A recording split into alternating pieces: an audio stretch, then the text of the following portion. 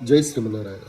ఇప్పుడు మనం రామాయణంలోని బాలకాండలో 4వ సర్గలోకి ప్రవేశించాము.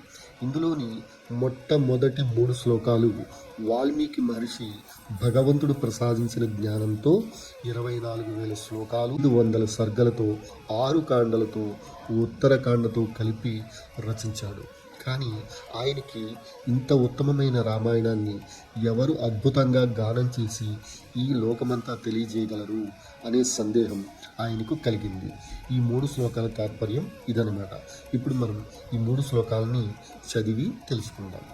ప్రాప్త రాజస్య రామస్య వాల్మీకిర్ భగవాన్ ఋషి చకారచరితం కృత్స్నం విచిత్ర పదమాత్మవాన్ 24 సహస్రాణి శ్లోకానాం ముక్తవాన్ ఋషిః తదా సర్గశతాన్ పంచ షట్కాండాన్ని తదోత్తరం కృత్వాపి తన్మహాప్రాజ్ఞం సభవిష్యం సహోత్తరం చింతయామాస కూన్వే తత్ ప్రయుంజీయాదితి ప్రభుః.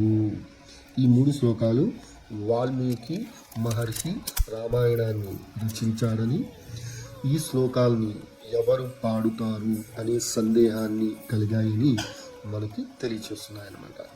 జై శ్రీమన్నారాయణ.